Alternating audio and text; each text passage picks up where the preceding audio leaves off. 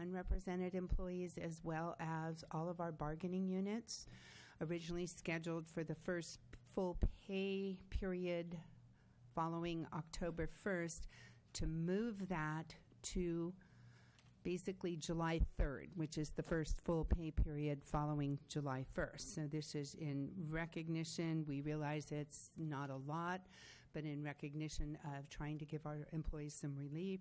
They haven't seen salary increases in some time. So all of the groups, our bargaining groups, have adopted side letters approving this. With respect to that, the other thing that will happen as a result of these side letters is they contain a provision for moving folks from payroll checks to a bank card. The vast majority of our employees already receive direct deposit. But as the county moves forward further into the implementation of the ERP system to get out of the paycheck producing business, they will be able to, the auditor's office will be issuing bank cards to those very few, unless, of course, they choose to move to direct deposit. So that's a benefit, a huge streamline for the auditor's office.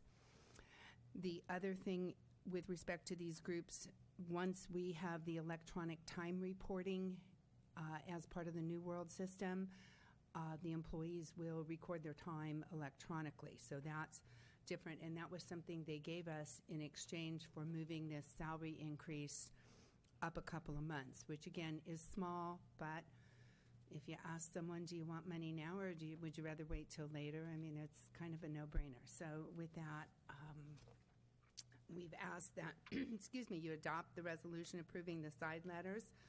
Also adopt resolutions that provide these same benefits to the unrepresented employees, confidential management, unrepresented appointed department heads, and elected department heads, and authorize the CAO to take the necessary administrative actions to effectuate this, and authorize the county administrator or his or her designee to make any technical edits as later identified. Okay, thanks for that report. Are there any questions of staff by any member of the board? Okay, at this time I'd like to open it up to the public comment. Mr. Chairman, we have Susie Castor. Me again. I'm here on behalf of the SEIU workers. Just wanted to tell you thank you, all of you, the staff, the board. We really appreciate this. This does help. Might seem that 2% isn't much, but to us it is a lot. So we really truly appreciate you possibly moving forward with this agenda item. Gives us a little light at the end of the tunnel, and also thank you very much for the Employee Appreciation Barbecue. It was very appreciated. Thanks. Thank you for your comments. No other beautiful dog, that's my comment.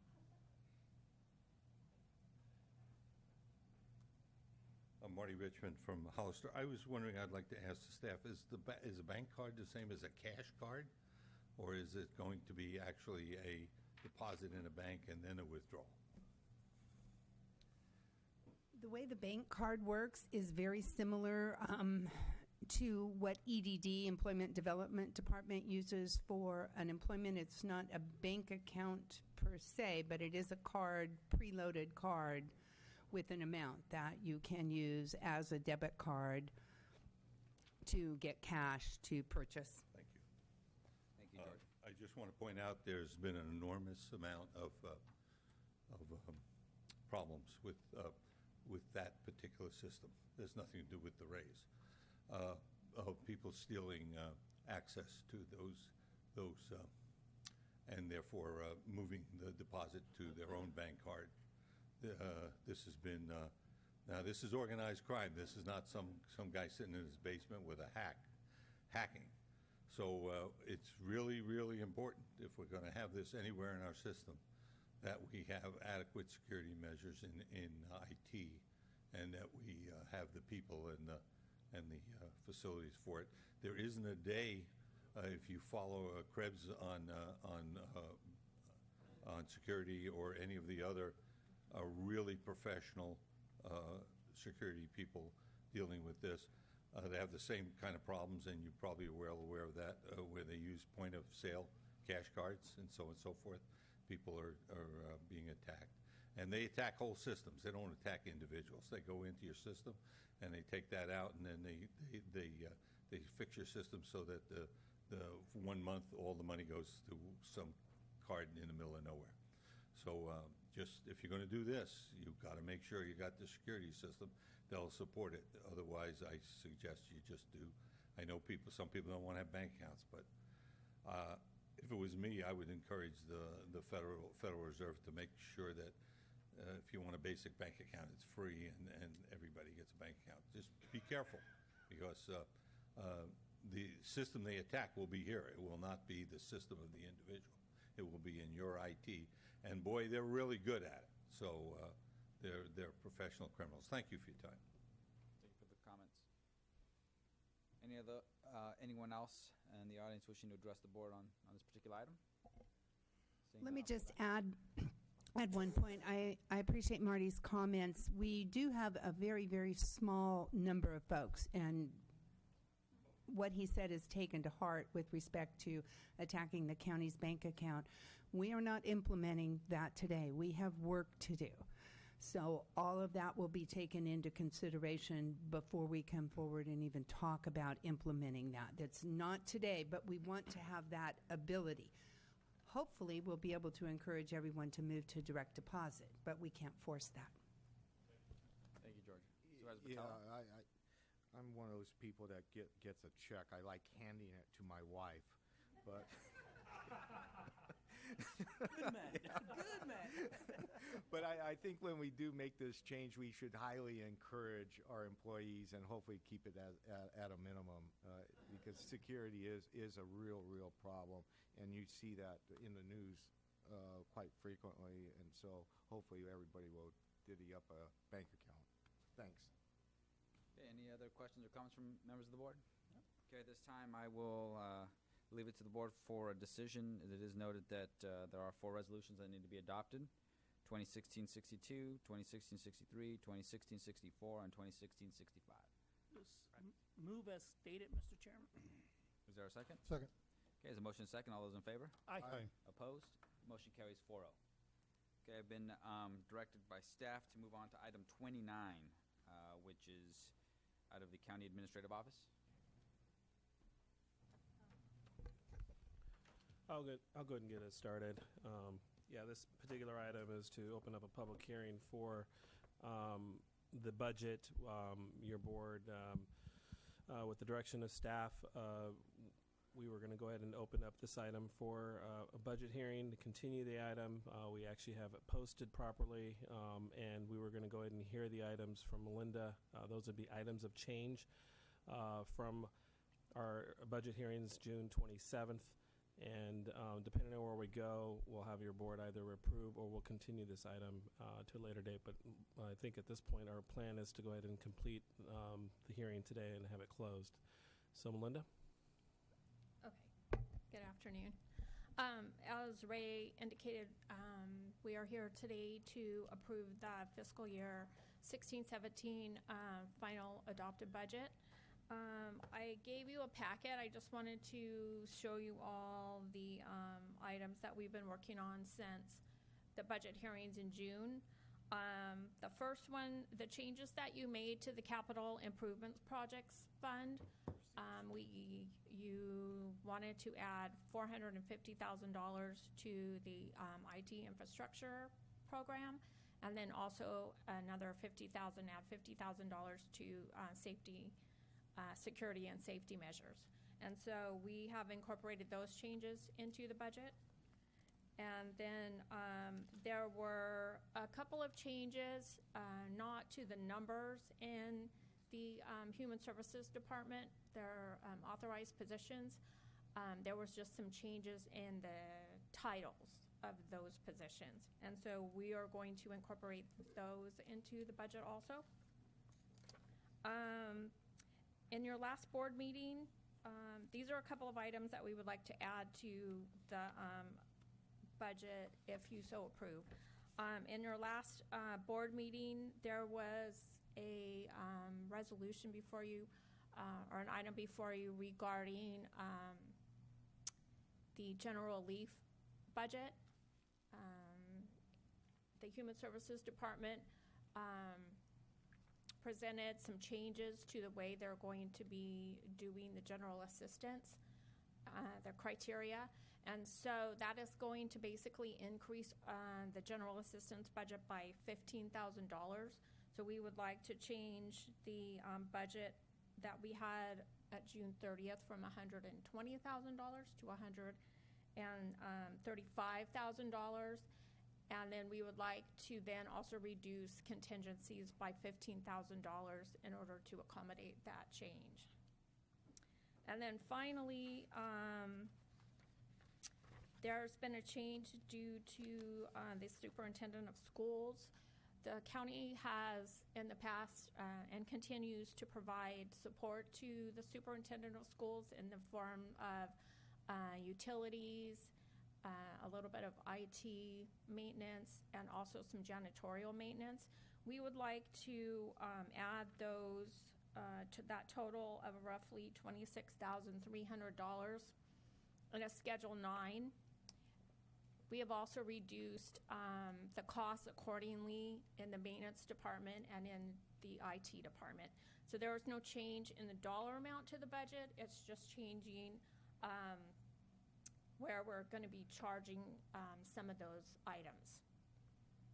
And finally, in Schedule 3, I've attached a Schedule 3 and a Schedule 1, just to show you that the $500,000, the $450,000 plus the $50,000 that you wanted to add in the CIP projects for the IT infrastructure and also for the safety and security measures.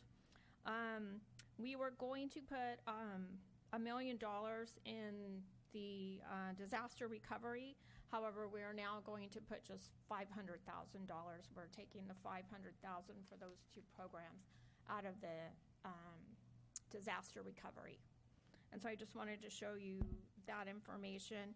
And then Schedule 1, which is attached to that, is again just a summary of the entire budget. The entire budget for all the funds, financing sources will be $193,977,541, with the total financing uses the same amount, $193,977,542. Any questions? Any questions of members of the board and staff? Okay, thank you. At this time, I'll open up to members of the public. Questions or comments? Actually, before you open it up to the member of the public, it's come to light that a MOU that the county had with Hollister Hills, in which a Cienega Road Maintenance Fund should have been created, and funds should have started going into that approximately in the budget year of 2008, 2009. For several reasons, that never happened, and I would just like to know if I could have my fellow supervisors support the idea of having staff come back to us. So are we actually approving the budget today, or are we coming back with it again? That's the plan. We would hope to get this approved today. Okay, yeah. so we need to in order to create this fund and put money into it, we're going to need to move some money, probably from contingencies, into it. And going forward, there's probably should be, the county receives $100,000 plus or minus from Hollister Hills each year, and at the in lieu monies coming off the user agreement that pays the green stickers. That money for the last 8 years has been given to the sheriff's budget to augment his budget in doing patrol law enforcement that comes up with issues of Hollister Hills. There's $6,000 that should have been going to the Cienega Road Maintenance Fund that never happened, and there's many reasons why that did not happen. What I would like is the support of this board to have staff research how we can go forward, create the fund, backfill the last 8 years that money did not go into the fund, and then going forward with $6,000 per year, probably coming from the monies we receive from Hollister Hills, moving it from, instead of going, all of it going to the Sheriff's Department, go into the Cienega Road Fund. I would also like the director of the RMA department to come back with how we will utilize that money and a plan going forward. And I'd like this to be done in a form of a resolution so that this mix-up and forgetting about it does not happen again. Thank you, Mr. Chair. Thank you, Supervisor Munzer. So staff, is that request doable? Does it require, I know Supervisor Munzer wants to get this done as soon as possible. Yeah. We can, I don't know, Louis, you want to report out too? Louis has done a lot of homework on this. Let him report out, and then we'll discuss the due process with that. So, Mr. Chairman, members of the board, we did do some research, and I think I see the superintendent of the Hollister Hills Park present, this has a long and storied background.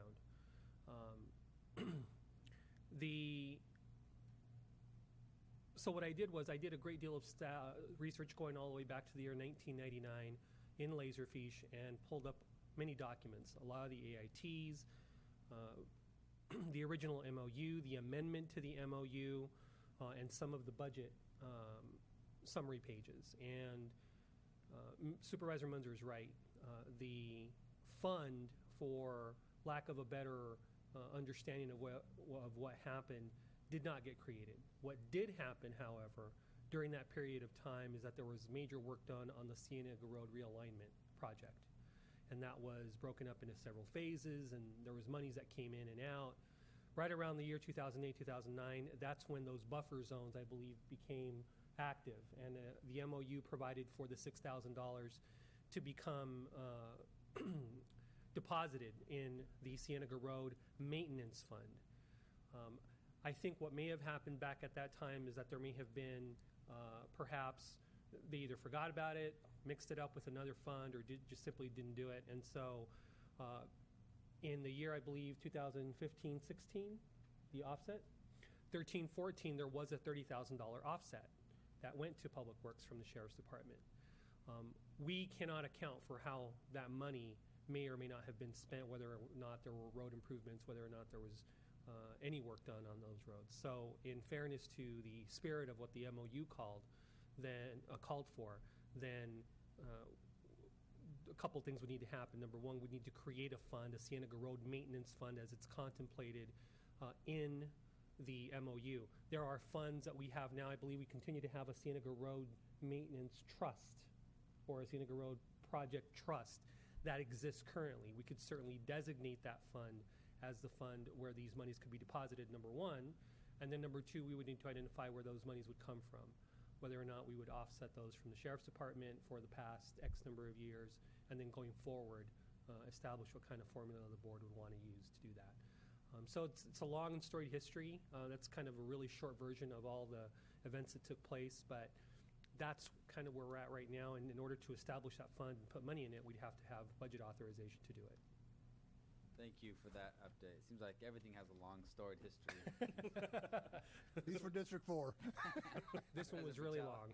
Yeah, I've had long storied history issues too, and I've been able to get them resolved after a while. But I just have a question for staff, or maybe Mr. Valdez knows the answer. How do we fund the Cienega Road bypass? So, just a moment. Maybe Supervisor Munzer knows. I don't know. Munzer, do you want to? Well, yes, the short answer is the two gated developments out there, Ashford Heights and Montebello Montebello, Montebello, right? put money into it, and then there was a $150,000 amount from Hollister Hills as part of the MOU, and that went towards it too to finish off the funding. And I do support what you're suggesting that, the county do going forward. I think that's important. Get it straight. Supervisor? Yeah. Thank you. Two-part question, real simple. Knowing that the Hollister Hill staff is here, in the past, did they ever contribute funds to San Benito County Master Parks study? I thought they did that about 4 or 5 years ago. I don't think they did. Did they? I remember study? they committed The dollars superintendent is fairly new Okay. employee. And so, again, the short answer is yes, I believe they did help fund that. Hollister Hills have given millions of dollars through in lieu fees and grants for different things to San Benito County. They gave millions of dollars towards Clear Creek, when it was still a motorcycle facility, for building staging areas, and towards the maintenance of the roads. Over the years, they've given money. They gave money towards the stoplight at Nash and San Benito Street, and also gave money towards the San Benito Street extension. And then the annual allocation is the 6K. Is that something that's going to go forever? It will go as long as the newly acquired lands, and then we're talking newly acquired, that was 30 years ago, as long as Hollister Hills is utilizing those lands, yes. Okay. And it's going to go just for those activities, right? The money would go for the maintenance of Cienega Road. Okay, That is so if a county staff member goes out and does some work, it'll be drawn off that account. That is what I want the director of the RMA to come back with, Okay, to perfect. show us how that will All right, happen. cool. All right, thank you very much. Okay. Mr. Chair, Yes. if I may. So the fund is already established. What I think this is the time to do is to go ahead and it's up to your board right now to decide this. If you want to allocate the $6,000 times how many years? 8 years? Is it 48,000 total? Yeah. So it'd be a $48,000 transfer from contingency. This would be the time to go ahead and do that, and then at that point we can see further reports from RMA with regards to what we've done in the past and what we plan to do with the funds. But Do we know the exact amount? So, Mr. Chairman, so the payments started to be made in 2008, 2009, which is I think when the new buffer zone areas became active. So the MOU called for $6,000 payments to be made on a yearly basis and to be deposited in the Cienega Road Maintenance Fund. And so since then, it's 8 years. 6 times 8 is 48. It's $48,000. So 48,000. So this is Mr. Chair, sorry about this, but this is a flat 6K, right? Actually, I was just thinking. Well, that's another- Yes and no, because part of the MOU was that it said that it would be 5 cents a vehicle that go into the park, or $6,000, whichever is more. And the county was supposed to do a count of how many cars went into the park, and that has never been done. So part of the direction for the RMA director would be to start doing those traffic counts, which he said would not be an issue. My concern is that, in the future, is that we're setting almost a complete obligation of general fund money that's going to go every year. This is not general fund. No, This is not general fund. What fund is this? This is money coming from Hollister Hills Got that at this time is going to the full amount is going to the sheriff's department, Got it. and 6,000 of it should have been going to the Cienega Road. So next fund. year, Joe, deduct the sheriff's department that much money. Well, I was going to say, I'm sure the sheriff will have something to say about that. But until then, I think this is the So the appropriate total measure. amount that's going to be allocated is plus or minus 48,000 is what I'm getting? for this year, and then 6,000 going So forward. so would it be, responsible for us to approve the budget and then come back and figure all this out through staff, and then we can make an amendment? Yeah. Is that possible? We can make an Do that. amendment. Well, it's coming out of the contingency anyway. Contingencies on this one. So But it's from just here a on budget out, for every year after that, we will have to do our obligation to make sure that those funds get directed into this fund. To the fund. Mr. Yeah. Chairman, And members that of way it doesn't hit the general fund. I think it's very clear that there should be $48,000 in that fund At a as minimum. of now. Going forward, whatever the counts show from RMA, whatever that turns out to be, then we'll cross that bridge, no pun intended, when we get there.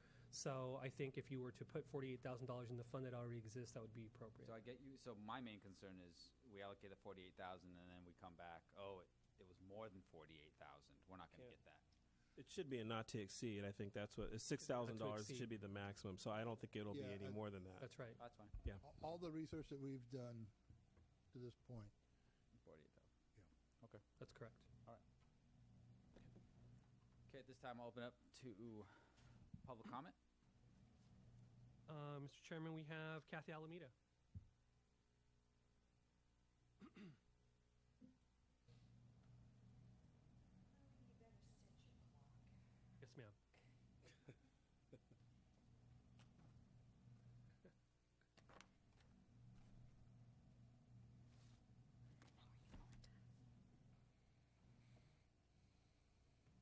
Good afternoon, Chairman, board members. My name is Kathy Alabina. I live in Hidden Valley. I'm also the HOA president of Hidden Valley. And I hope I can give you a little more information on the MOU. But let me read a portion for you right now. The unwelcoming Seneca Road is the only way into two of the largest San Benito County attractions, Hollister Hills and the Winery. Many employees and cyclists traverse this dangerous route. This road should be safe and welcoming entrance into our county.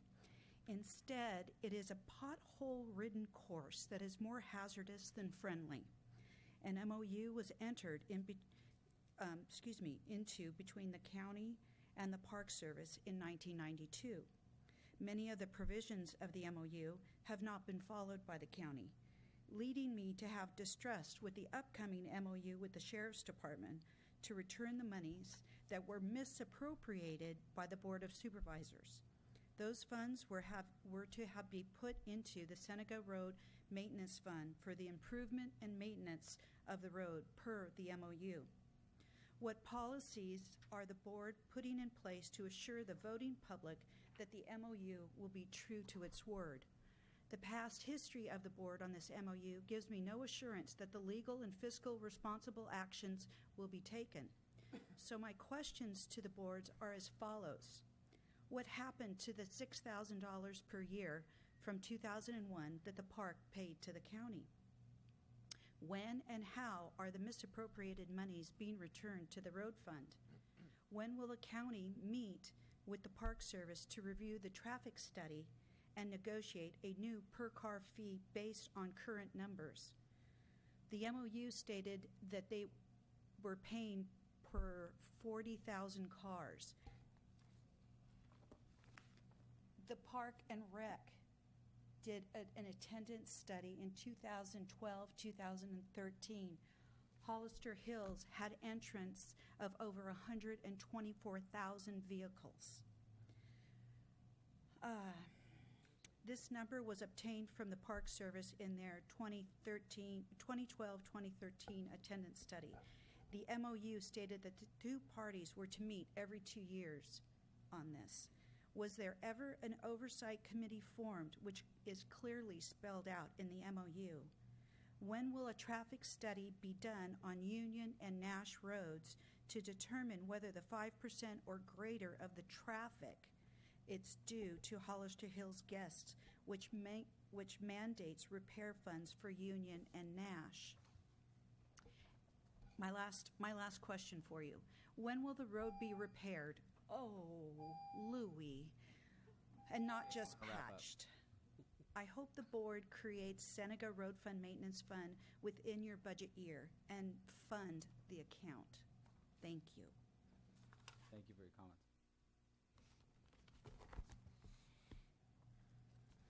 Can I just say the MOU tells you exactly what you should be doing? Is it, Oh my goodness. It is. Carol or It's Chris? Carol. Feast 'em all. Carol Feastamal. Thank you.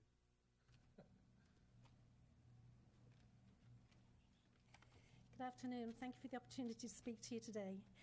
My name is Carol. I've been a resident of Hidden Valley since 1997. I love San Benito County. I've seen the traffic going up San Benito County in the last 20 years just grow enormously with people that want to come and enjoy the facilities that we have up there. Hollister Hills, which is a wonderful sports facility, the wineries, Thousand Trails, and now the newly opened Mudstone Ranch, which is just absolutely fabulous for people that don't want to use motorized vehicles, riders, hikers, cyclists. These people have to go up a road that's had nothing done to it except pothole filling in the 20 years that I've lived here.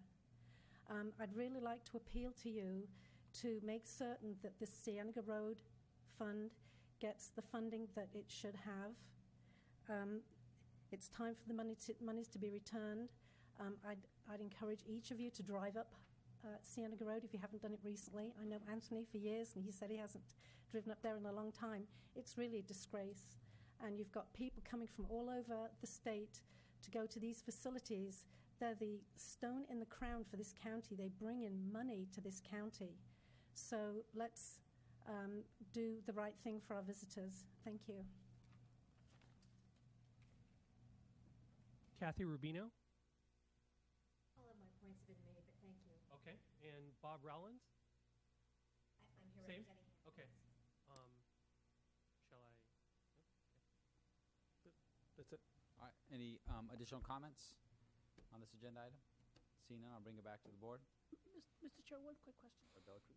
Supervisor Munzer, so moving forward, the parks will give the county $6,000 to transfer the money? The Hollister Hills gives us 100,000 plus Every year? every year, which prior administration decided to give all the money to the sheriff's department. Okay. So what we're asking for is at least 6,000 of that be pulled out and put into this road fund, and then we'll do some traffic studies to make sure that it doesn't need to be more than that. Okay. I'm on for it. I think it's a move on it. There might become an issue down the road and say if it's down the road, if it's, say it's 50,000, 100,000, I don't know what the number is. And then other pockets of San Benito County will say, we want the same type of treatment that, fix the potholes in my district. So put money set aside for those potholes. Are we going to get into that down the road, or this is just a one-time deal? Well, I can't tell you with certainty we won't get into those kind of deals. What I can tell you is we have previous MOUs, agreements, and funding to do it this way. Thank you. Any other questions? Supervisor Mattel. Yeah, that's what makes it a little different is the language of the MOU. And I'm not sit here and defend why we haven't done what was promised in the MOU. Certainly, it's hard to memorize everything. We have over 800 contracts, and we have staffing changes and things that kind of go by the wayside. And so that's what I'm happy Supervisor Munzer and his constituents are bringing this to light. $6,000 doesn't go a whole long ways fixing a road either, though. And I think we do need to analyze the traffic counts. If there's more money going to that, we got to get it to that purpose. And, the challenges that we're faced in this county and other counties is the lack of, transportation dollars coming back from the state and federal government. And we have to put pressure not only on boards of supervisors, city councils, but to our state legislators and federal legislators to get some money back to a local level so we could fix the roads. And I think Marty Richmond mentioned something about the bullet train this morning. That is so true. We're spend $80 billion on a bullet train, and it's not helping a tenth of our population. And so I'm in 100% agreement with that, and we're due continue to look for ways to get more transportation dollars. This year, we were faced with another state cutback, about $500,000, I believe. Yep, $500,000. And that just makes it more challenging. So what Supervisor Munzer is doing for his area should be commended. Yep, and I agree. I think obviously there was an oversight, and we've got to correct it. Right. So does this require any formal action from the board? Well, I think it'd be good to put it into record that we're going to go ahead and use. Staff has direction. Yeah, staff direction. Yeah, okay. With the $48,000 to move it from contingency within the budget to this fund. So I'll look to our county council. Do you want a formal? Does it require a formal? Yeah, I think. Okay. The memorialize the direction. All right, so move. Okay, is there a second? Second. Okay, those in favor? Aye. Opposed? It's after lunch. Motion carries 4-0. To be clear, we're moving the insurance. moving $48,000 from contingency into the Contingencies. Cienega Road Maintenance Fund. Yes, and then staff is going to work through the other issues. That's right. Staff will come back. Well, I'll direct RMA director to come back and give full report, and we'll make sure that's known to the public. And with that, I will accept a recommendation, some direction from the board for the remainder of the item, which involves 2 resolutions. So we should have 2 resolutions. We have the GAN limit we need to adopt still. That is calculations based upon our general revenues versus the growth in the county. We are within our GAN limit, so we need to approve the GAN limit for fiscal year 2016-17. And that would be... And that's going to be Resolution 2016-66. Yeah.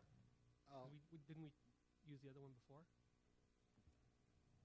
Well, the agenda item requires the adoption of Resolution 2016-2017 budget, including all budget schedules, schedule of authorized positions, and schedule of fixed assets, and then adoption of resolution establishing the GAN limit. The GAN limit will be Resolution 69. 69? Yes. 66 and 69. Yeah, we skipped one from the other one. Okay, so that way it's clear. We have a adoption of Resolution 2016-66, Resolution 2016-69.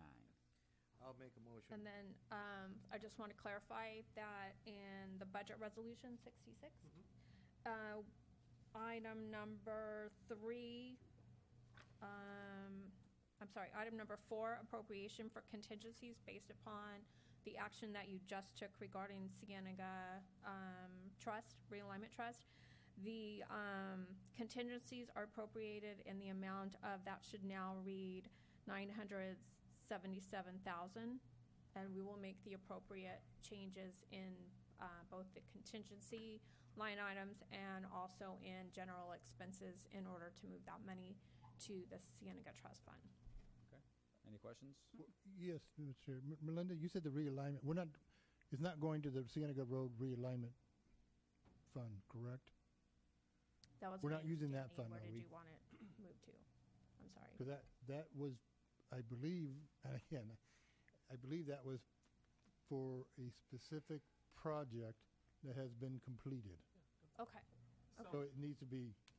So, Mr. Munzer, Mr. Chairman, members of the board, that's the fund that exists. We will rename it the Cienega Road Maintenance Fund. Yes. But that fund, we'd have to create a whole new fund. We'll just rename that fund. You rename it. I'm good with that. The action of the board. We'll have to probably create a new one. Yeah, create a Because new we account have to number. keep the history That's of right. the old So we can't attach the last one to the new one, or? Maybe, well. Okay, we'll figure it out. Yeah, you'll figure it out. I just want to make sure we don't muddy the It's water. going to get to the appropriate fund. Yeah, yes, okay. All right. We will work it out with the auditor, and then we will also come back to your board and let you know what we did. Yes. Okay, all right. I'll make a motion to approve 2016-66 with the changes with the contingency fund to the appropriate, and those revenues going to appropriate Right. funds. And once we have all Budget, those you know, changes, we will whatever you put them up on the website so that you can see the recommended Keep it budget. simple. Okay. Second, Sec- Mr. Chair. Okay. Okay, all those in favor? Aye. Aye. Opposed? Motion carries 4-0. Do we have another, So we have- There's we no need that other. do we have another action that we need to do? Yeah, the The GAN 69. limit. The GAN limit. The GAN limit. I'll make a motion to approve 2016-69, the GAN limit for 2015-16 fiscal year, and projected GAN limit for the 2016 and 17 fiscal year. Second. All right, motion and second. All those in favor? Aye. Aye. Opposed? Motion carries 4-0. Our budget. Okay, so going back to item 25, side of our Resource Management Agency, Mr. Barnes.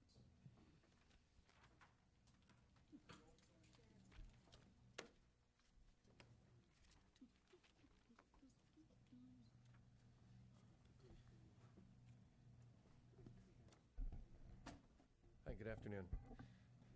This is a sort of two-part item here. First, we're asking you to consider a contract for geotechnical investigation services for the Fire Station Number 3 project. If you'll recall, about a month or so ago, you executed a contract with the architecture firm. They have been working on the project since then. They require some additional studies to complete their design, and that's what this proposal is before you. This will provide them the information so they can complete the structural foundation analysis for the project. Also, Fire Chief Martin Del Campo is here to give you an update on his services to the county. I don't know if you want to vote on the contract, or we can do it all at the end. Mr. Chairman, if I can. Supervisor Bertella? Thank you.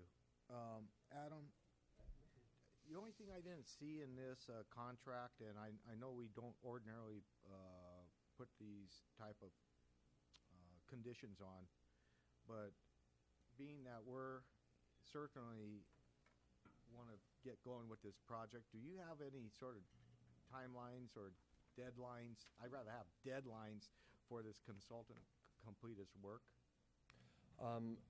No, we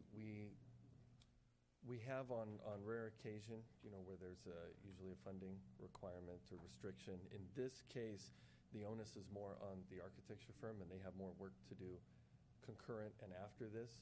It is not, we do not believe that this portion of the work would hold up anything, because it's a rather short-term amount of work. The drilling rig has already been scheduled in advance of assuming that the contract would be approved. So their investigation will commence very quickly, and the report would follow quickly. Plenty of time for the architect to finish his work. Oh, okay. Yeah. So under other circumstances, we could do that. I did not feel necessarily merited it in this case. All right. And I guess it just didn't make a whole lot of sense to just, if we thought there was problems with soil out there, that just make the foundation a little bit thicker and call it good.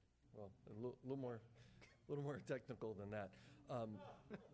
I was hoping to get a contract that was under the board limit, to speed things up. Also, unfortunately, this was the best price, we could get, and it required board action. Otherwise, we would have had it, signed a few weeks ago. But at any rate, here we are.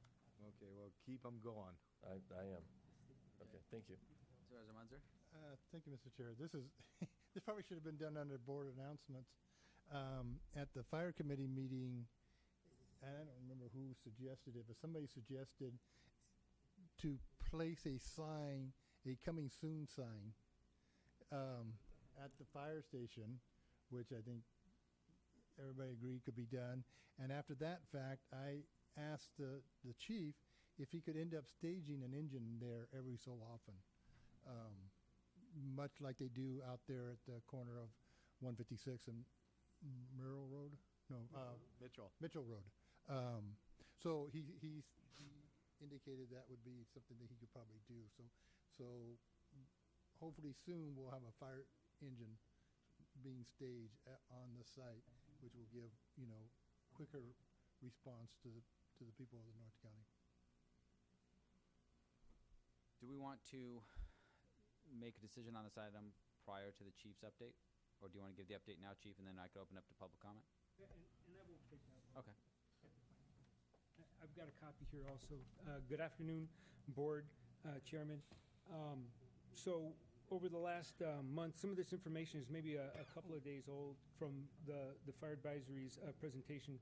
City of Hollister ran calls in districts 1 through 4, a total of 213.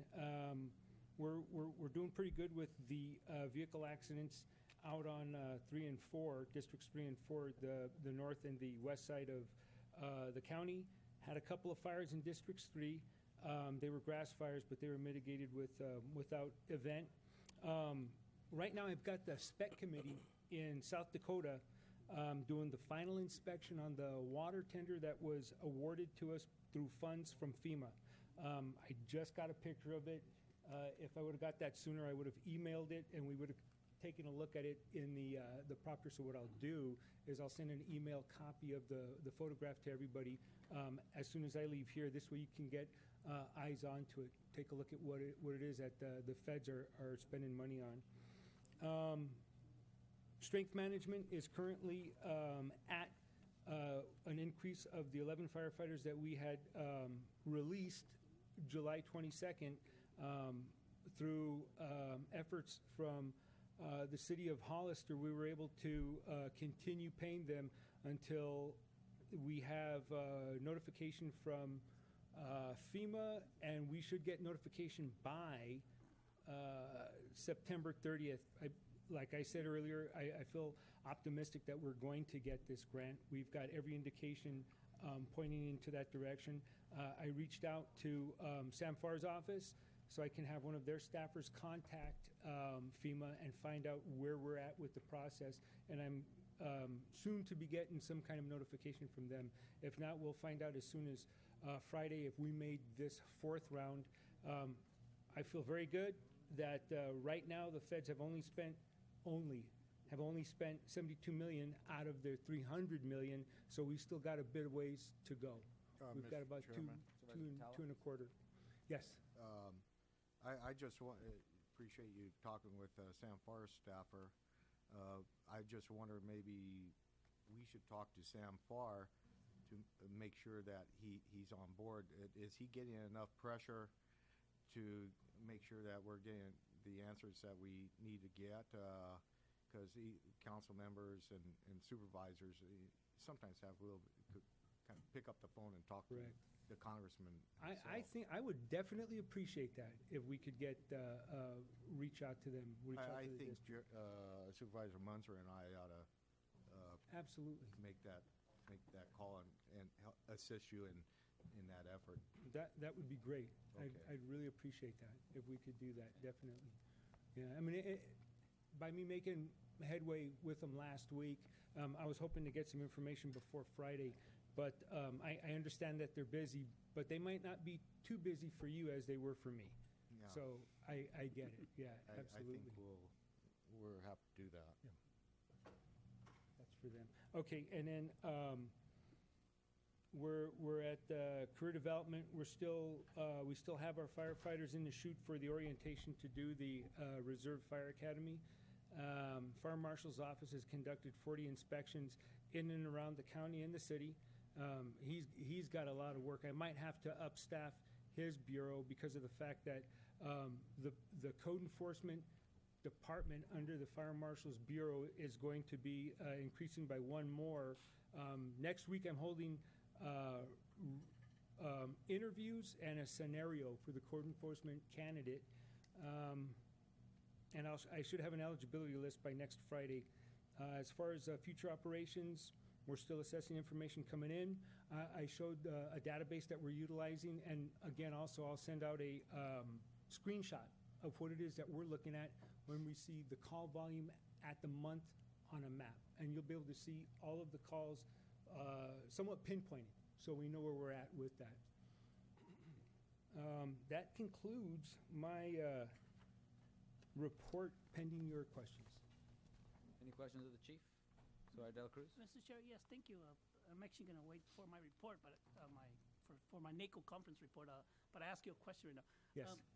Would it have value if you were to put like the breakdown by a call for a homeless situation? Would that show some value to the community? My company officers would have to identify that as a code. So if we can code it, I'm not saying that we can't, but if it's not already coded inside our database as they put in the firehouse report, there may be an indicator in that we can pull it up and filter it to say 35 calls this month were related or associated to displaced citizens of the environment. And I asked that question because one of the seminars that I went to, they talked about coding for homeless, the fire, the police. Correct. To justify why is it so expensive to provide, not address the issue of homelessness. Yes. In fact, we had some members of the community today, this morning, talk about it, and Marty out there too. So I just wondered if it can add some value, to the reports. Let me get with our technician in the city and see if we can have our database that we put this information in, given a code in there that we can filter it and pull it out. And I could give you I'm pretty sure we could do something like that. If not, I would have to ask my company officers to go ahead and put an indicator in there for us to do the filter. Don't go beyond, if it's something that's going to become you know what, it's the only way that we could get statistical analysis is by making the effort to do that, so we can find out just how many accidents are happening at a certain time of the day in a certain area. And for the most part, we're playing it by ear by saying between September and December, there's a high influx of vehicle accidents at 7 o'clock in the morning because of school routes. So if we can do that, we can make it easier for us. All right, thank you. Yeah, Thank not you, a Mr. problem. All right. Supervisor Vitale? Yeah, I gotta admit, I don't worry about the call volume and where it's at. At my point here, it's something that you got to worry about more than I need to worry about. What I got to worry about is whether or not you have enough guys on the fire engine. Yes, absolutely.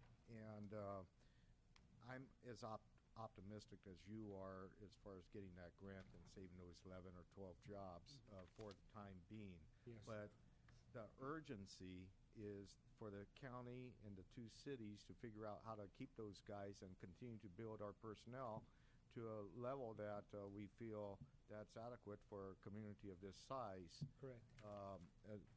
And I believe for our next fire committee meeting, we're going to have a item agendized for the exploration of district or JPA, and we have to get there within, if we are successful with this grant, and form something like that in order to be sustainable. Yeah. That's just a fact, because we're not going to get the SAFER grant next time. No. You only get it 2 times. Right. If you're lucky. If you're lucky, yeah. And then the federal government awards those grants to jurisdictions who are inadequate in staffing. We don't get it unless we're in a deficit. So the acronym SAFER stands for Staffing Adequate Fire Emergency Response. So it's for adequate fire emergency response, and because we are not at the adequate level, they award us this funding so we can have a head start and figure out a way to do this. We got to do it now. I mean, I can give you the information that we need and the assignments that each and every firefighter has on each and every piece of equipment that justifies and rationalizes why we're asking for the staffing level. And with that, I can give you the cost allocation for it. I think it's only fair that our constituents and the people that we serve understand if there's going to be an increase anywhere, this is why the increase is. This this is the demand that you have on us and the provision of public safety that we have to provide for you. So absolutely. Yeah, and so I see something that we have to be prepared to have on the 2018 ballot if it is to be a fire district. And otherwise, the federal government, this grant, if you're not moving to help yourselves, they're not going to continue to fund this. Yeah. This is a big, big problem for the city of Hollister and for us.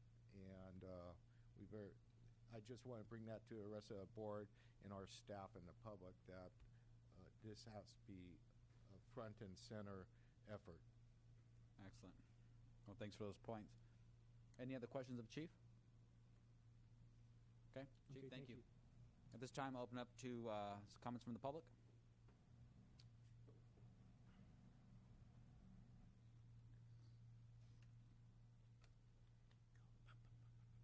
Marty Rich from Hollister. I have some comments and one question that Chief can answer after I leave the podium.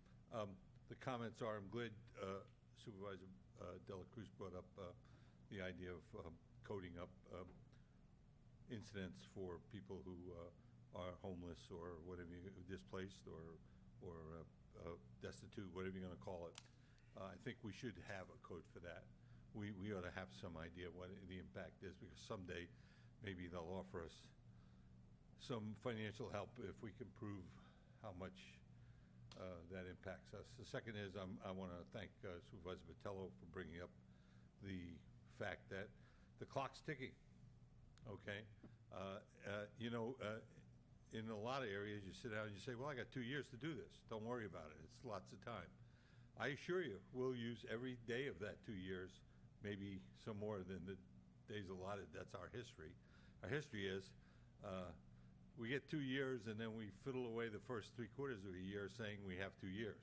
And then all of a sudden we wake up and we go, okay, there's only a 1.25 years left, and you find out getting something on the ballot, and more importantly, getting the support, which means the understanding of the community, which you have to go out, and essentially they have lives to lead. You have to feed them the information and say, here's what it is, and here's how it works, and here's what it costs, and here's what you get for your money. That takes a long time. And doesn't do any good just put it on. I think we all know that from Measure P. Just put it on and have it fail. What good does that do you? You get privilege of spending a lot of money for election, you get nothing out of it. So I appreciate both of those comments. I think they're really important. Several people who've written comments on some of my stories have written questioning whether or not we're moving towards getting some medical response trucks that are smaller, easier to move around. I thought we were. I don't remember the details, but they were asking about that, whether or not, rather than taking out a whole engine for a medical response, basically, not a fire response. So I'll leave that for the chief and see where we are on trying to get some funding for that. Thank you. Can I answer that? Yeah. Oh, yeah. Absolutely, Mr. Richmond. I'm glad you brought up the information. So through a little bit of research that we had when I first got here, I realized that every vehicle, or I'm sorry, every medical aid that we've ever responded to is being responded from a Type 1 engine. And a Type 1 engine is the big engine. So I'm going to put a dollar value on it because I think that's important for us. For every mile that engine goes down the road, it costs $15. Okay. What my recommendation to council was, let's purchase some patrol rigs. And what a patrol rig is a utility vehicle, much like, and I'm just going to generically say this, and I'm not advocating for them, a Silverado, a Chevy Silverado. So you got a Chevy Silverado equipped with emergency medical equipment, communication equipment to contact 911, lights and siren, and in a skid-mounted pump in the back.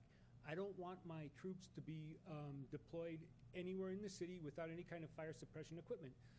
So if they come across anything from a dumpster fire to a grass fire and sometimes even exposure protection on a structure fire, they can fight that fire. That utility vehicle going down the road 1 mile only costs $5 a mile, as opposed to an engine, a Type 1 engine that fights large structure fires like this structure we're in right now, costs $15 a mile.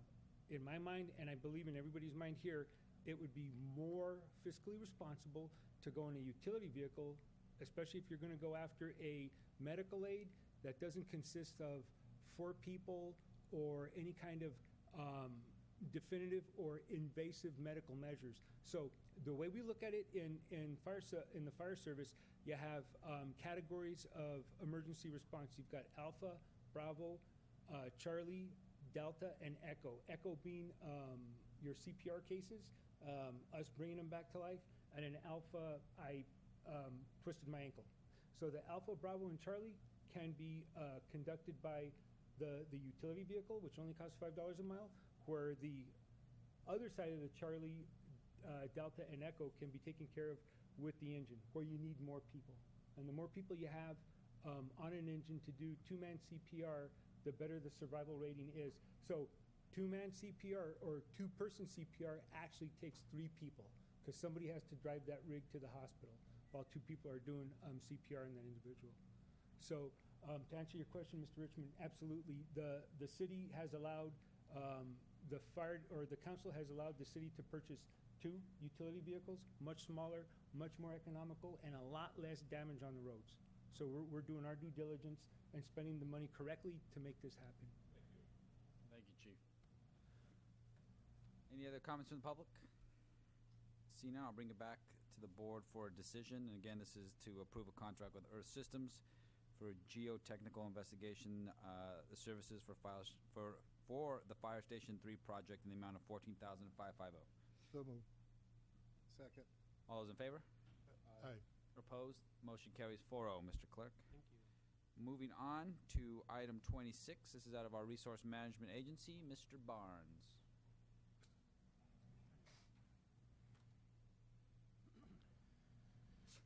Good afternoon.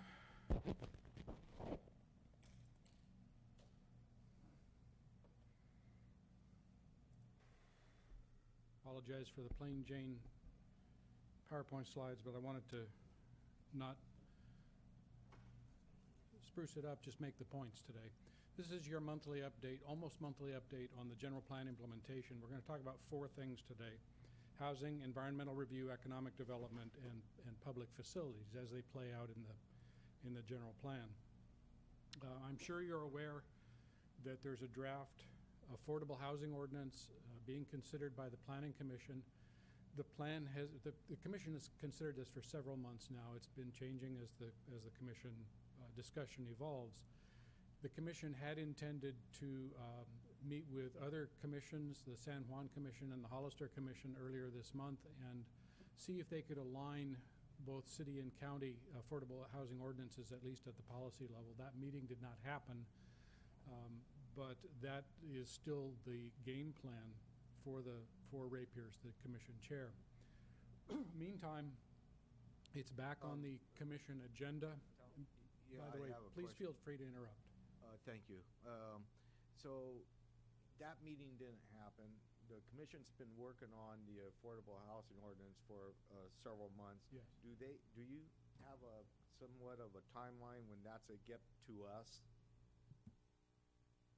I wish that were an easy question to answer. We have put that on the agenda as with a resolution for advancing that to the board each of the last several months, and the Commission has not been comfortable with adopting a resolution to move it to you. Excuse me. It is on again this month with that same resolution. I don't think that the ordinance itself will have changed from last month, so there may be some little cleanup things that they'll want to do. I am going to work very hard to get them to advance that to you, absent the meeting and agreement with the other commissions. I think that your board deserves to have that in front of you to consider. I would have to confer with council, but I would think that it would be possible for the board to actually call up that matter for review. But let's let the commission get through their August hearing and see where that ends up. We can give you an update. Maybe I can give you an update under Director's Report on the 23rd about that. The second part of that, aside from adopting the ordinance itself, is the nexus study for an affordable housing fee. We are in the process of preparing a request for proposal and releasing that so that we can get the nexus study underway in anticipation that ultimately the affordable housing ordinance would be adopted. That's the only update I have. I just want to let you know that that's underway, but only in the very preliminary stages. Next, in the general plan, there's a whole series of areas that are called out as RM, residential multiple, but there's not actually a zone in the zoning code called RM, residential multiple or anything else. So here's the first of a couple instances where we have to go and amend the general plan to actually create a zoning district, just like the R1 district or the commercial district or whatever, and decide what that RM needs to be. So we'll be struggling with that, addressing that issue with the commission over the next 2 or 3 months. It may be that there are RM districts with numeral suffixes, RM1, RM2, RM3 designations that apply in different areas around the county, because this is the zone designation that I anticipate will be higher density and enable us to put high-density zoning on the ground in particular places to encourage lower-income affordable housing. And we would want to do that in different ways, townhouses, apartments, so on, in different parts of the county. Next, we have received proposals for the old hospital site. We're reviewing those now. We will be back to you. Adam took off.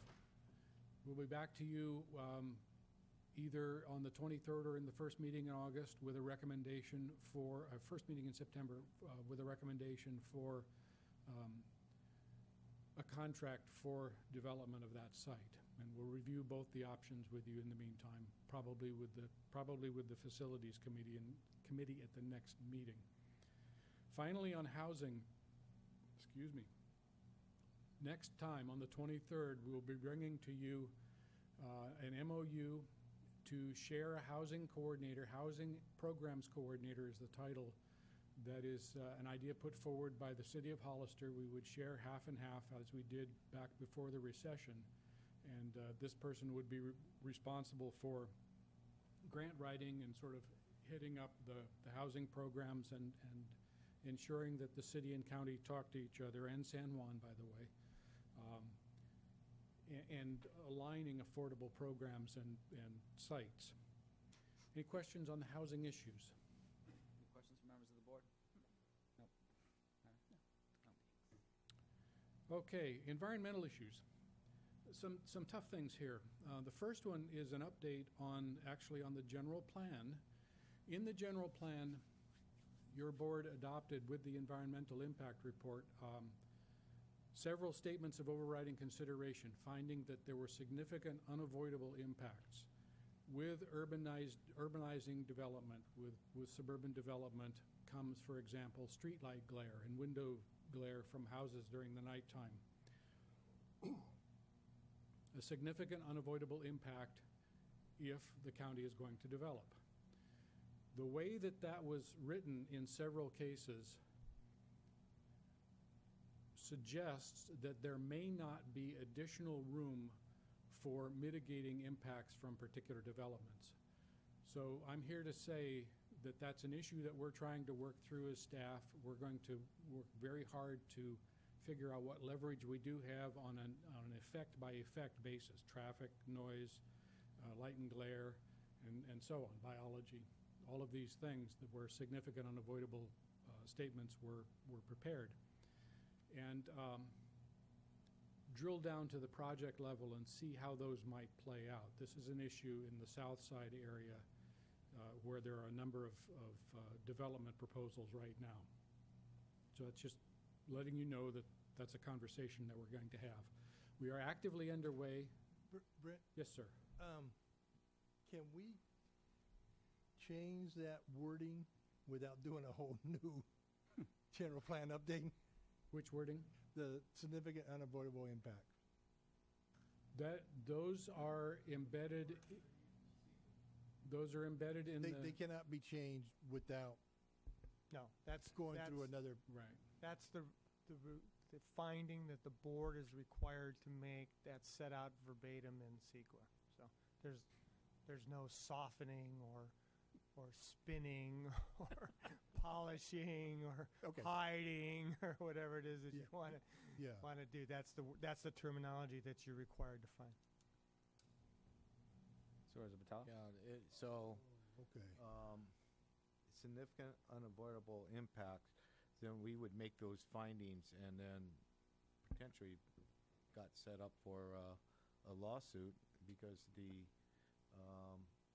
unavoidable parts could be a no-build option. Yeah, so that's the way it works in the state of California. One of the reasons why it's so expensive to do business here is that every time the board makes a decision, especially one in a controversial development project, it has to make findings that don't please all the people. And as a result, those are the areas where you get challenged on, whether factually there's enough evidence to support the board's finding that the significant unavoidable impacts are outweighed by the benefit of the project. So.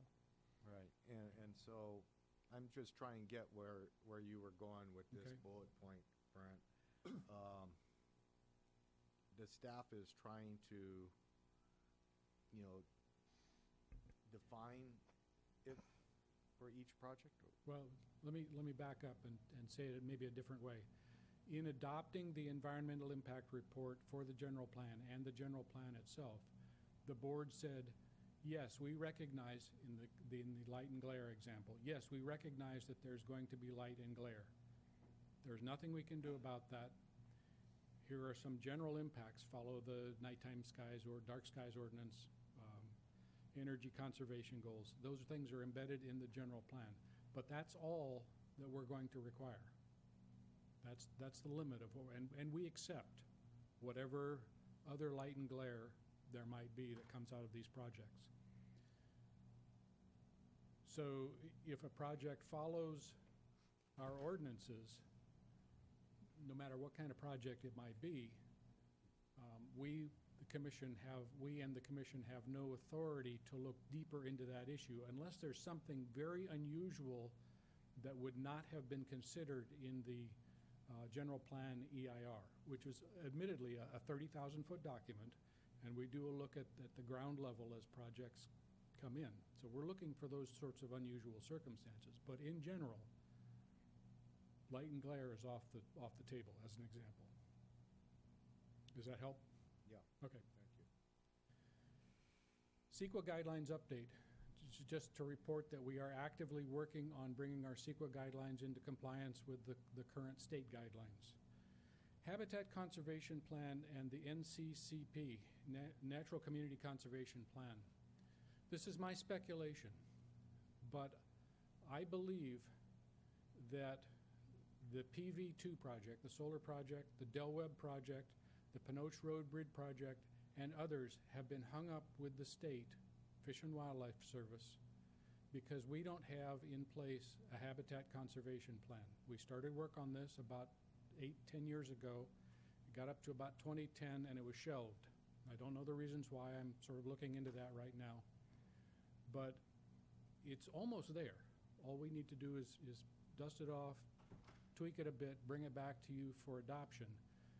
And that might get us off the hook with giant kangaroo rats and other things that the state is really, really looking closely at.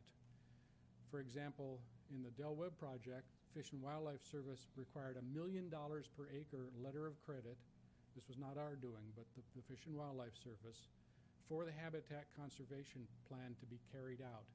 We think that there might have been more leniency in that if we had a county-wide habitat conservation plan in place that said this is how this is going to be addressed. Questions there? Okay, and that ugly acronym. When do you think yes, you'll sir. have that to us? Because I thought we already had it myself. 23rd of August? No. The Habitat Conservation Plan. It's complex. I have to go back to the files that are in our office and look to see how complete it is and whether the rules have changed since 2010. I do recall our previous planning director, Gary Armstrong, was working on the fee, Right. and it was halted. This must have been, what, 2012 maybe? Yeah, and it got shelved, and I'm not sure why. Maybe staff change, I don't know, but Are you going to bring it back on the 23rd? no, I was Part of being the reason facetious. why the plan got shelved was over the funding issue. There was, at that time, again, remember, we're in a different place in a different time. We're in the heart of the recession, and the board didn't feel like extracting yet another impact fee from a developer for a quasi-useful. But as we can see now, that might come back to bite. Well, the Fish and Wildlife didn't like that at all. You know, I they believe wanted. at the time we had debated using park impact fees, hadn't we? Something like that? Yeah, there was some talk, but ultimately the decision was they didn't cross over, you know. Yeah. So, again, at the end of the day, nobody thought it was that big of a deal, and nobody wanted to really extract more money from the developers in the midst of a recession. You know, we were rolling back everything at that time. So the board basically just told Gary to shelve it and not work on it at the moment. And so, you know, we bounced along from 2012 until today. Now the development has picked up. You know, I don't claim to be familiar with Fish and Wildlife's operations, but I do know that their noses are probably out of joint a little bit, that we don't have a habitat conservation plan. So They are not a beloved agency, and we are not beloved by them. But But, Mr. that's Chair, where but we are. isn't this habitat thing voluntary that we got into, or was it a requirement that the state said this is one of the checklists on the CEQA process? It is a voluntary thing. Yeah, so However, in places, if we were the city of Santa Clara, for example, it would not be a big deal because there's no habitat left. But we're in a place where there are known threatened and endangered species, and we have a lot of habitat left, and so Fish and Wildlife pays more attention to us because of that. They don't like us If because you- we didn't do that. if you have the habitat conservation plan in place, then it's less work for the developers because they can rely on that in the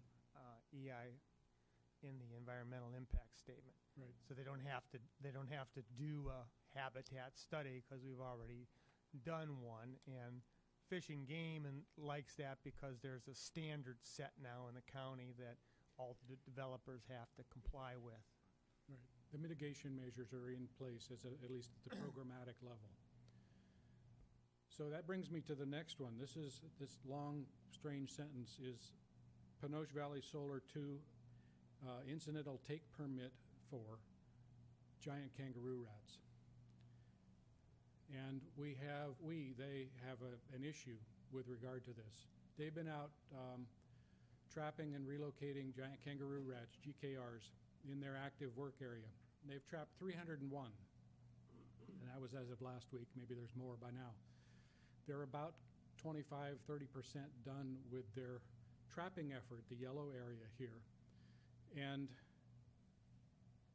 they have a lot more to go. Unfortunately, the incidental take permit that they are working under allows a maximum of 435. So 301 is a lot bigger than 25% of 435. On this map, you can't see them, but there are little red dots and little green dots where they have identified GKR burrows and other sign. I counted them up. This is a very strange sort of methodology, but I counted them up. In the area on the lower left where it says 301, the active work area, they have actually trapped 301 beasts. Using the ratio of red and green dots, I extrapolated that to how many kangaroo rats might be expected in the other work areas. The total number of kangaroo rats is about 1,600. Again, their ITP, incidental take permit, allows 435 to be trapped. When they get to 435, they need to stop. If they have to stop, the work stops. So they have an issue that they need to deal with. They're going to go back and look at their ITP and see if they can get it amended. However, there's a lawsuit, apparently a federal lawsuit, that impacts on this, and the Federal Fish and Wildlife Service may not be interested in expanding or extending the ITP. Haven't they been down there counting for like 10 years? When the ITP was done, we were in the midst of the drought. Kangaroo rats were not very prolific. We had a wet year, a lot of seeds. Kangaroo rats bred like rats. There are a lot of kangaroo rats. There's a really... Let me drink to that. Let me drink to that. Sorry, I had to say that. I've been saving that up all week. Is there a standard for the breeding of the rats? I'm not going there. There is a really lovely kangaroo rat retirement village right here. Del Webb.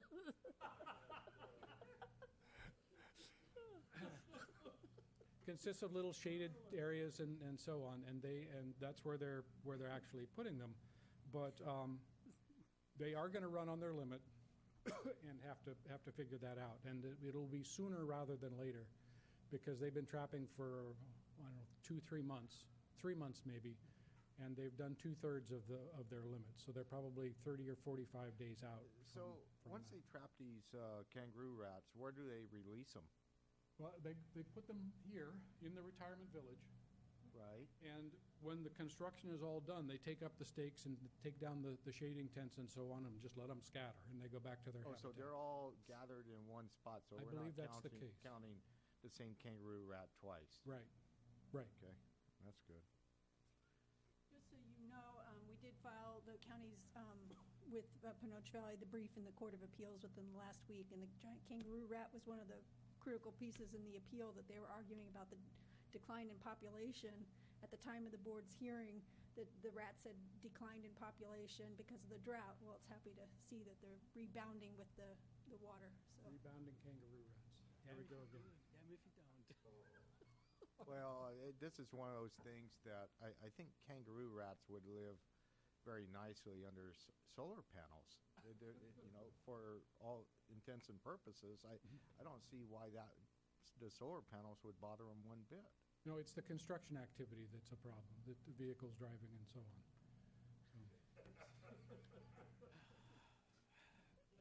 All right, well, there you go. There you go. Economic development, you were all a part of the LEAP assessment. We're working very hard to figure out what our role is. Out of the program summary, there were 4 things that jumped out at us. The first recommendation is to name a county lead person. We'll be working in staff to assign that responsibility, basically. Facilitate interagency coordination, and this is particularly among the governmental agencies, but also with the Business Council and others. Create and implement commercial and industrial performance criteria so that industrial zoning, for example, is more performance-based, less light and glare, less traffic, less emissions, but a broader array of kinds of things that you can do. It's a more modern way of looking at zoning standards. And then the same sort of thing for tourism uses. Again, tourism uses, bed and breakfast, for example, is not something that really fits very well into the standard zoning code, and so we need to figure out a better way to review and approve those uses in the appropriate zoning areas. Next is, and I've talked with you about this before, multi-stream recycling program. We're working with HHSA, Probation Department, Sheriff's Department, Integrated Waste, others, to craft a multi-stream recycling program, electronics, composting, plastic recycling, that is an adjunct to the homeless services program and to the job training program, not necessarily housed at that same location, but we might have a startup operation there in that industrial area that would run for a couple of years or so until it outgrows. I mentioned earlier the RM district. The CR district, Commercial Regional District, that's in the general plan, is in the same boat. It doesn't exist in the zoning code, and so we're looking at writing a zoning code provision for that.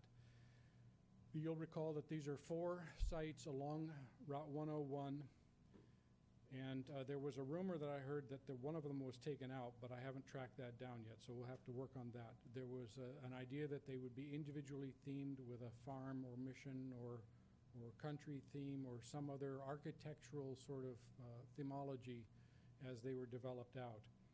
One of the things that we realized very quickly was that we need to do an individualized sort of market study and specific plan for each of these areas. We don't want just to have a truck stop or a 7-Eleven, not to use a trade name, or a fast food place. That's not an appropriate entrance to the county, and that won't help draw people to the county. It might get them off the highway for a few minutes, but it doesn't really help the county in terms of either tax revenue or bringing tourists in. So we're going to work closely with the business community to identify market themes and figure out what sorts of commercial uses might be appropriate there. And then lastly on this bit is a general development plan, so that the specific plan would be required for, just for example, the Y Road area where there's a Y Road Bettabelt where there's a designation. And we would figure out in general terms what kind of, how big the area, the footprint would be, what kind of development would go there. And then for individual businesses or groups of businesses, a shopping center, for example, we would require something called a general development plan, which is more focused on the specific developments and the pro forma and ensuring a longevity kind of approach to business uses there. So these are the 4 areas here with the red dots. You recall those. Again, they would be individually themed. We haven't done any work with the commission or any other designers to figure out the actual theming, but we know the commission is very interested in that. Changing subjects, unless there are questions. Yeah, I think it is 3 nodes, though. The node that's shown on that map at 156 and 101, I think we took that one out. Okay. It's kind of a funky area anyway, which doesn't lend itself really good to any sort of commercial there anyhow. It is the main gateway to the county, though. Well, 156, yeah, it is a main gateway to the county. But the terrain, it's off of a hill, and it's kind of an odd spot. There's a historical landmark right there on the highway too, and so I think we did, but whatever we approved. We did in commission level, we removed that, but there were Okay. 4 left. Oh, there is 4? Okay. So there's another one that's not on this map? Is that what you're saying? Okay, we'll have to hunt that down. Oh, yes, that's right. There is 4 left. And it's it's where the auction yard is. The stockyard. Warren's property. It's just past, it's a couple miles north of the Red Barn. Okay. Southbound. Right, going southbound.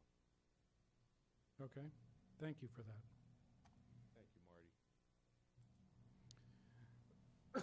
Excuse me. Public facilities, a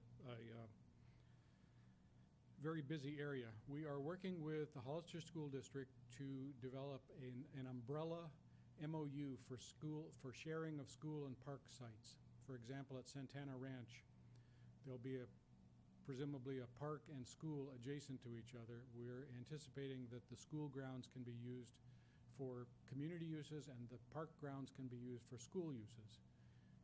Seems perfectly intuitive, but that's a hard thing to do between agencies. So we'll be bringing to you an MOU, an umbrella MOU, and then a specific MOU for that particular site and any others that we might want to share use. Similarly, At the regional park site at the high school, we're in the midst of a long negotiation, likely to bring an MOU or another agreement for sharing of facilities there. We have made a bit of a change in reviewing development projects so that we're de-stressing small internal parks, tot lots, community little parklets, and trying to put land together so that we have larger community parks that will be useful to a wider array of active participation. The active transport network refers to bicycling and walking network. We're stressing this in the South Side projects, and we have actually had a lot of success there. We think that we'll be able to create, through the generosity of the developers down there, a long loop trail, bicycle trail that can be used as a circuit, a riding circuit, from point A to point A kind of thing. It will connect into the existing trail that runs down along Route 25 toward Tres Pinos, and also to the regional park master plan site north of there. We're also actively working on downstream wastewater issues. As you may be aware, there's capacity issues between new development and the Hollister wastewater treatment plant sites, and we're working collectively, the key word being collectively, with developers to make sure that the pipelines and valves and pump stations and so on are right-sized the first time, so that we don't have to do incremental changes and incremental upgrades to those facilities as developments come through over the next 10 or 12, 15 years. And finally, and this goes back to a conversation you just had about the fire station, we're looking at a variety of implementation and funding strategies, community facilities districts, benefits districts, and so on, that all of these developers will share in on a prorated sort of basis. And it may be that a fire station site is of different benefit to different uses than different areas than a school site would be, and so there would be a different formula for each development within that. And so there might be a series of CFDs or layering of CFD districts within that development area, just as an example. Questions on facilities? All righty. So this is on the ground one. This is this is the South Side area, and you will get, I believe, an update on this from the informal consultant on the 23rd of August, who will report on the incredible progress that he's made with the developers and the owners down there.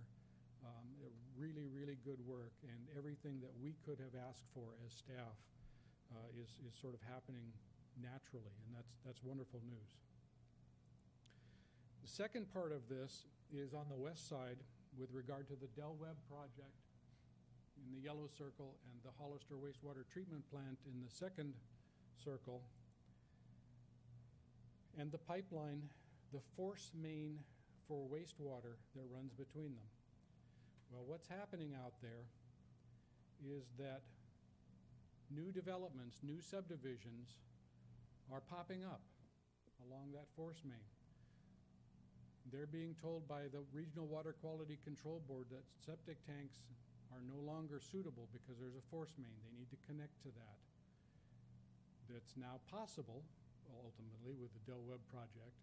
And so we're going to see a series of induced development projects of various stripes in this particular part of the county. So far, they're just sort of coming in ad hoc, uncoordinated, one at a time, and we don't have a good way to deal with them. However, this is one of the areas where the board created a new community study area, CSA, in the general plan, and there's a requirement for the Union Road, I believe it's called, Union Road Community Study Area, to do a specific plan. Now, the Union Road CSA is a much broader area than any one or two or five of these little 10, 20 acre parcels.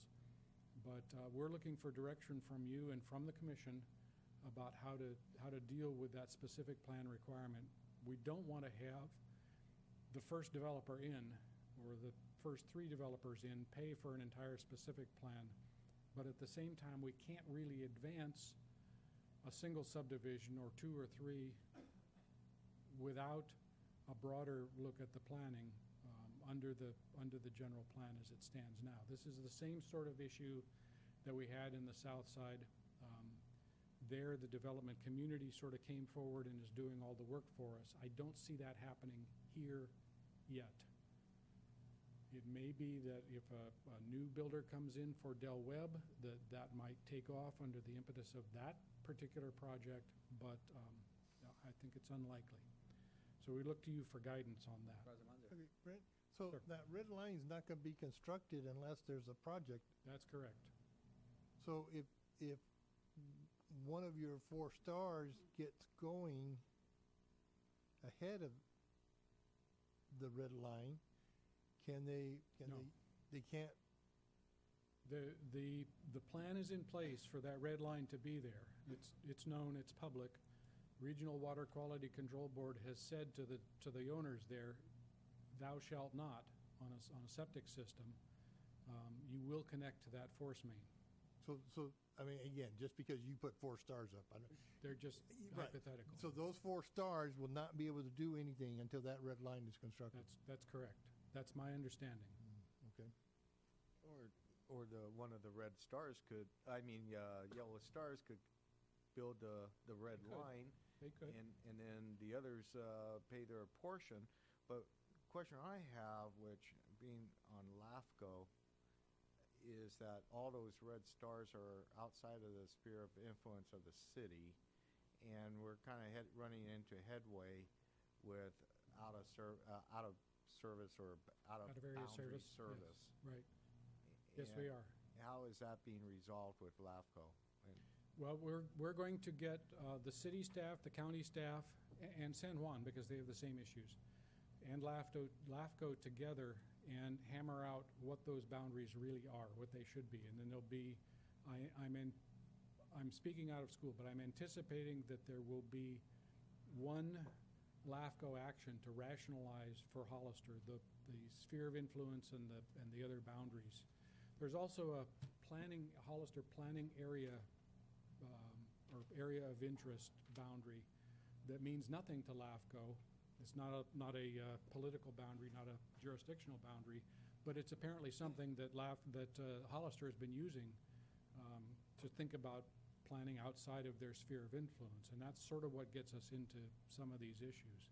If I remember on that boundary, it was had to do with the capacity of the wastewater treatment plant and agreement with the county and the water district and the city to that area.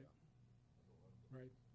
So we need to rationalize that, test it, make sure it still stands, and then live with the outcome of that. Okay, thank you. And I think that's the end. Okay. Other questions? Any other questions of Mr. Barnes? Shoot, we need a bunch of those signs.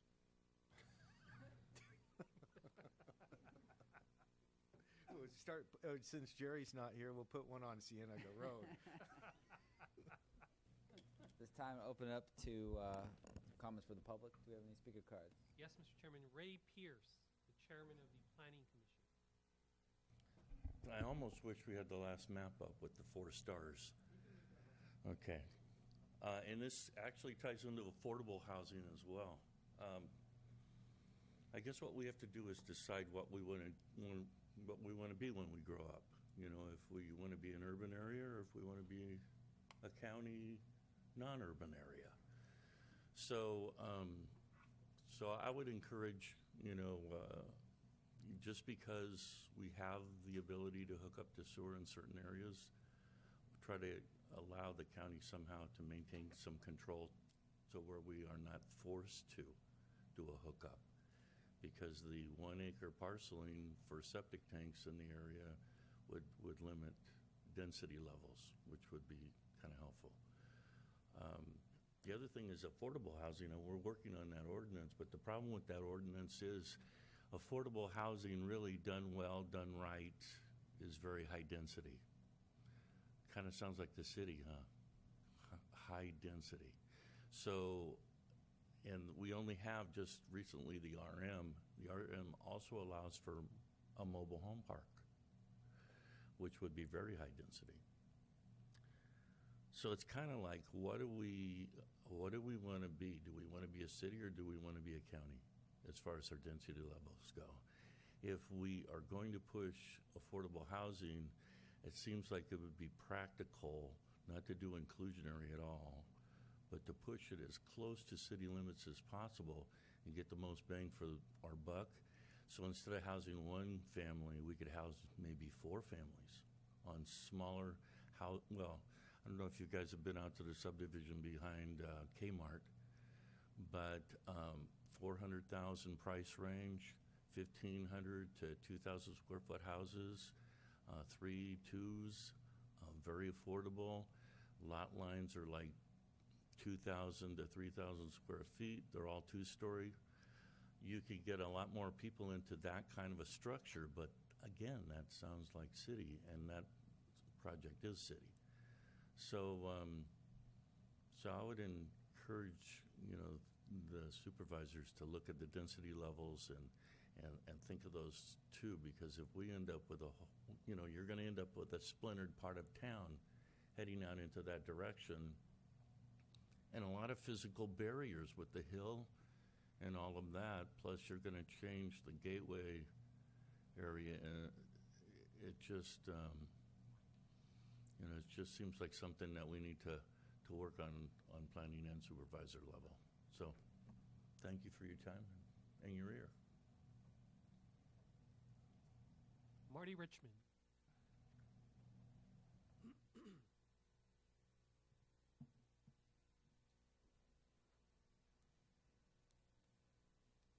Marty Richmond again from Hollister.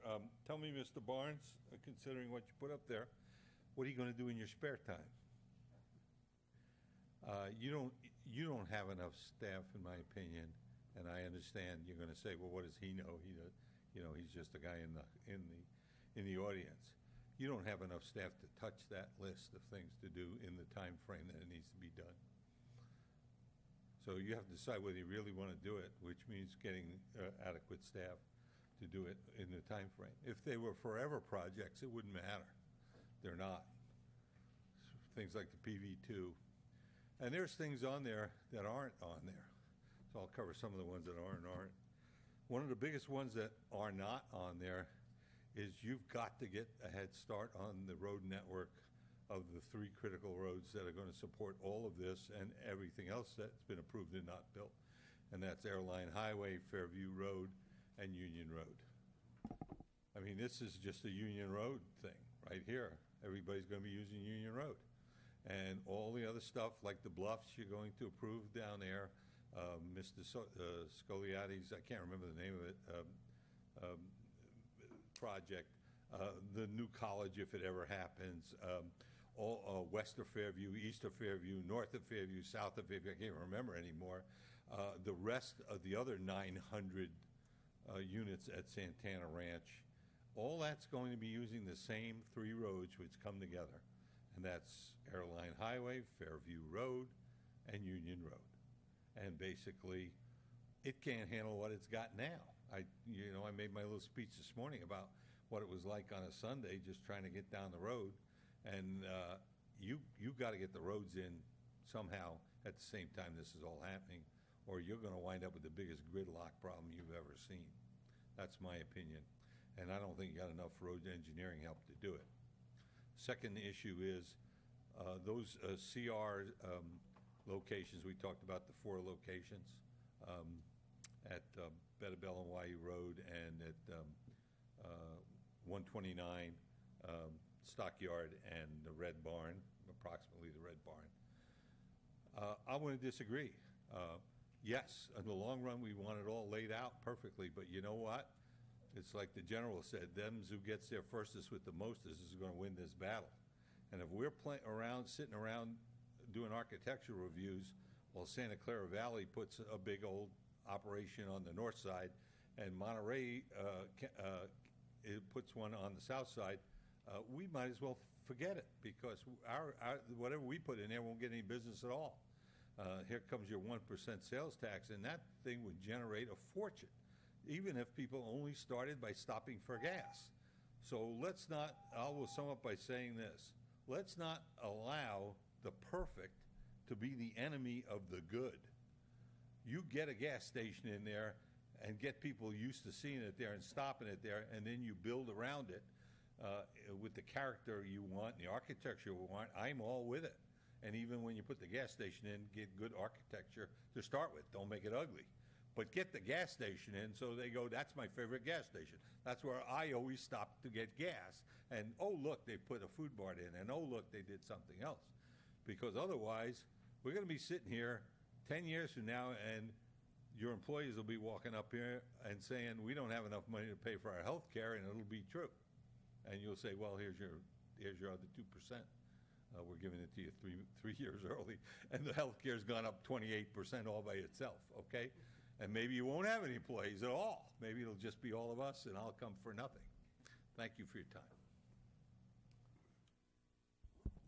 No more speaker cards, Mr. Chair. All right. Any other comments from members of the public? Now's the time to express those concerns, views. See none, we'll move on, as this was just receiving a report. Moving on to item 27, out of our County Administrative Office. Ms. Thompson. I'm going to take the liberty of providing the board with a new and improved letter to the Senate in support of H.R. 1838. It basically is shorter and follows the format that we did in 2015 when it was being considered by the House. So it just basically indicates, please accept this letter from the San Benito County Board of Supervisors, County, in regards to H.R. 1838, the Clear Creek National Recreation Area and Conservation Act. The county believes this bipartisan land use legislation will benefit both motorized and non-motorized recreation on a regional basis and will help restore an important economic driver in our local economy. Portions of the Clear Creek Management Area were closed in 2008 based upon questionable rationale related to exposure to asbestos. During the closure period, the California Off-Highway Motor Vehicle Recreation Commission, OHMVR, hired an independent science firm to perform a risk assessment study, which was concluded that management prescriptions could be implemented to allow off-highway vehicle use without exposing the public to unacceptable risks. The recent independent study conducted in 2013 and 2014 by the International Environmental Research Foundation has been released and is attached for your information to this letter of support. This new information could provide further insight on possible management prescriptions for the area. We urge your support on this letter. Sincerely. And so my previous letter was a little bit more wordy, and maybe they'll read a shorter letter. Great. Yeah, this looks great. Any other, do we have any questions or comments from members of the board?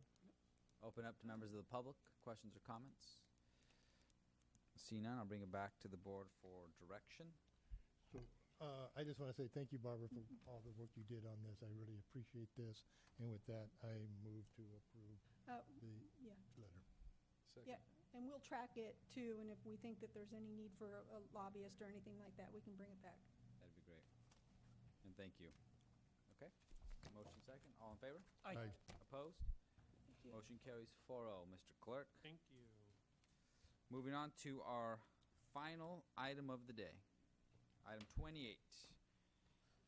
This is from our County Administrative Office, Mr. Espinosa, but also an update from our colleague, Mr. De La Cruz. Yes, thank you, Mr. Chair. Can we direct the clerk of the board to start the 3-minute timer? A minute and a half. I move to accept Supervisor De La Cruz's report. I feel where I could cut at. You know, in fairness, I was doing this last night, and I was about my 5th page, and my wife says, no, cut it. Cut it to a page and a half. And I go, okay. But anyway, it's funny because, I took off on Friday and at 12 o'clock, and I figured I'll be there by 5:30 in LA, and it wasn't true. Coming out of Pacheco Pass, there was actually construction work done. That was 35 minutes. And then driving down on 5, going to the Grapevine, there was actually a major accident and actually closed the road, and so I had to go through Palmdale, Lancaster, and at the same time there was a fire there, the San City fire, and so they actually redirected me to go through what's that road called, Lake Hughes Highway. You know, and 2 hours later, I finally get into Highway 5, and it's packed with cars, and I'm saying, oh my God, am I going to a transportation conference? It was just crazy going down there. I finally get there around 8 o'clock and put my bags in my room, and I call Barbara. Barbara, can you help? Can you give me a lift? And Barbara.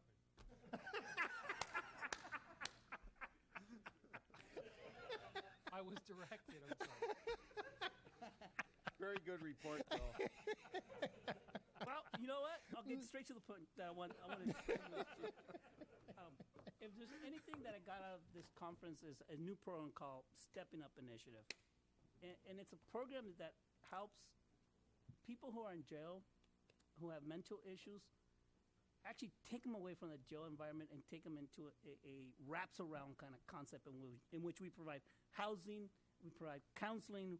In fact, the county of LA actually has a public defender's department that actually is assigned a public defender to each person who's homeless and walks them through the legal system and walks them through getting a housing and walks them through getting food stamps, assistance, Social Security, and the job potential. And it's something that if there's anything within the 30 seconds that the board's allowed to give me, this is something we should consider looking into. And I know the chief is out there, and I've actually talked to him last week about the ideas. LA County has a lot of programs in which San Benito County can grab some. But at the same time, I'm very proud of our county. I'm very proud of our chief, because when I was talking to him about some of the ideas, he was actually telling we're actually implementing some here, and we're actually moving on that and some of it here. And so either he can have 5 seconds of my 30 seconds and talk to us, but this is one program that, Mr. Chair, I would like to bring back to the Board of Supervisors in the near future. And it's called Stepping Up Initiative. And all of that, it was a great meeting. I attended 5 sessions.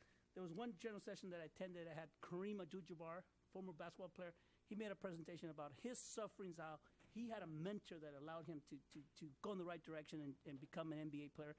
And with his success, he's actually going back to his community and helping those kids who could need a little helping hand. And I also attended at the awards section, in which the lunch awards ceremony, in which there was this program out of Nevada County that provides like wraparound services to anyone who needs help that's homeless. Like the situation we had this morning, this group will identify that person and bring them into this program. And the way they get funded is through private nonprofits and the government, and with some regulations, and construction companies and developers will come in and put their resources together, help that person go through the entire step, and they kind of determine that you can either spend $10,000 today, or you can spend $85,000 in public services down the road.